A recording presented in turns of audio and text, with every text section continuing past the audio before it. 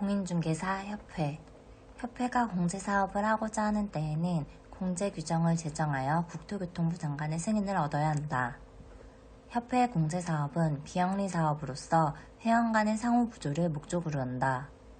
공제규정에는 공제사업의 범위 등 공제사업의 운영에 관하여 필요한 사항을 정하여야 한다.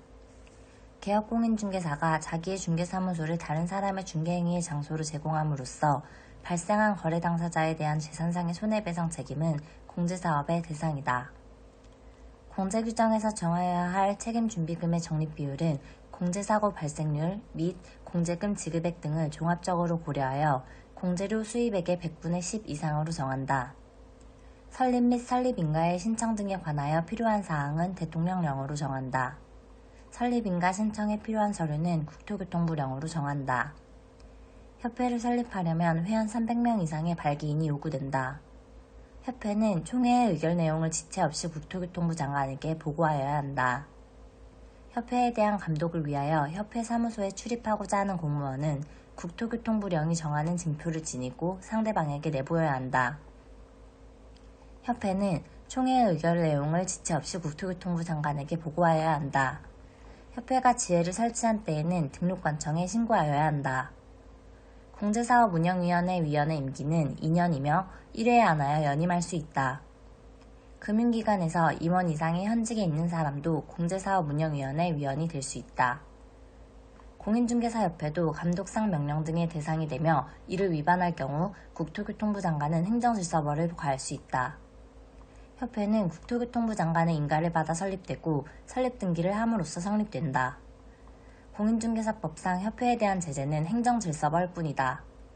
협회는 사법인이고 비영리 사단법인이며 임의, 복수설립, 가입, 탈퇴, 임의주의 등의 성격을 가진다.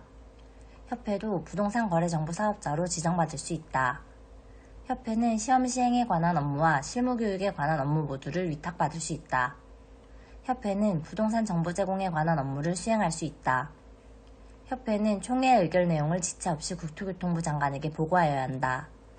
협회는 공제사업을 다른 회계와 구분하여 별도의 회계로 관리하여야 한다. 협회는 공제사업 운용 실적을 매 회계연도 종료 후 3개월 이내에 일간신문 또는 협회부에 공시하고 협회의 인터넷 홈페이지에 게시하여야 한다. 협회는 회원 300인 이상이 발기인이 되어 정관을 작성하여 창립총회의 의결을 거친 후 국토교통부 장관의 인가를 받아 그 주된 사무소의 소재지에 설립등기를 함으로써 성립한다. 창립총회에는 서울특별시에서는 100인 이상, 광역시, 도 및 특별자치도에서는 각각 20인 이상의 회원이 참여하여야 한다. 협회는 부동산 정보 제공에 관한 업무를 수행할 수 있다. 협회는 총회의 의결 내용을 지체 없이 국토교통부 장관에게 보고하여야 한다. 협회는 재무건전성 기준이 되는 지급연락 비율을 100분의 100 이상으로 유지하여야 한다. 협회의 창립총회에는 서울특별시에서는 100인 이상의 회원이 참여를 요한다. 협회는 정관이 정하는 바에 따라 시, 도의 지부를 시, 군, 구의 지회를 줄 수 있다. 반드시 두어야 하는 것은 아니다. 협회는 총회의 의결 내용을 지체 없이 국토교통부 장관에게 보고하여야 한다. 협회의 설립은 설립인가주의를 취한다. 협회의 공제규정을 제정, 변경하고자 하는 때에는 국토교통부 장관의 승인을 얻어야 한다. 위촉받아 보궐위원이 된 운영위원회의 임기는 전임자 임기의 남은 기간으로 한다.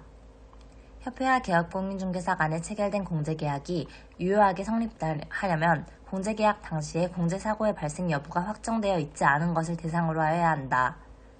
국토교통부 장관의 개선명령권 해당 사항에는 업무 집행 방법의 변경, 자산 예탁기관의 변경, 자산의 장부가격의 변경, 불건전한 자산에 대한 적립금 보유, 가치가 없다고 인정되는 자산의 손실 처리, 그 밖에 이 법 및 공제규정을 준수하지 아니하여 공제사업의 건전성을 해할 우려가 있는 경우 이에 대한 개선명령이 있다.